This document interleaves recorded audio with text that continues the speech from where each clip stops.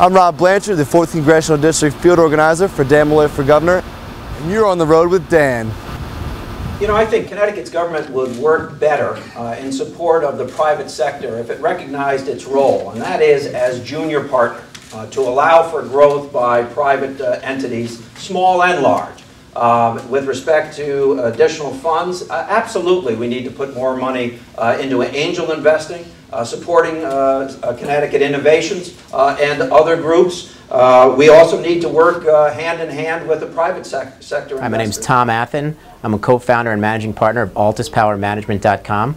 We're an old Greenwich-based solar and clean energy development fund. Clean energy is going to be the future for this country if we need to get off our dependence on fossil fuel. There's no reason to believe that clean energy shouldn't be one of the major growth areas of Connecticut as well as the Northeast and the rest of this country. And today we're here at Sound Solar System in Old Greenwich. We have to start in one spot, right, and then take the next spot, and eventually this thing we call that spot Connecticut. Like, It's going to spread like wildfire. At the governor's urging, they took $30 million of conservation money, so subsidies potentially for solar systems, and monetized that to borrow a lot of money on Wall Street. So that $30 million a year for the next 8 to 10 years won't go into conservation unless somebody changes that approach or finds the $30 million to replace it.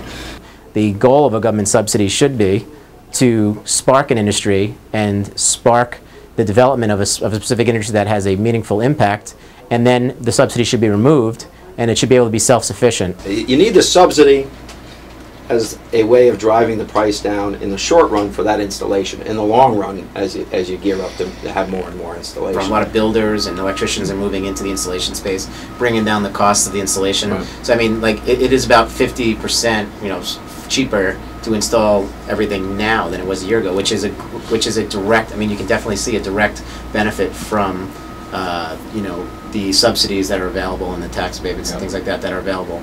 And we don't make it easy for people to make investments in Connecticut. We started at nothing 2 years ago. We have 6 employees now. We'd like to have 60, and we have enough projects which would, if we had some clarity of the state's funding ability. I mean, one of the biggest issues that we've had since we've been into this now for 2 years is, first of all, the feds were very much up in the air on their federal tax cuts. Thankfully, they've passed that. It's in place now for the next 7 years, so we have some certainty there.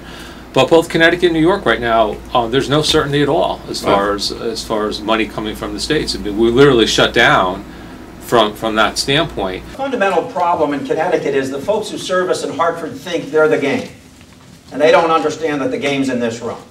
What we need is a governor who has an experience level that tells he or she that they've got to be a junior partner in job creation. They've got to create an environment through government action that allows corporations and startup businesses like yourselves to succeed in this state.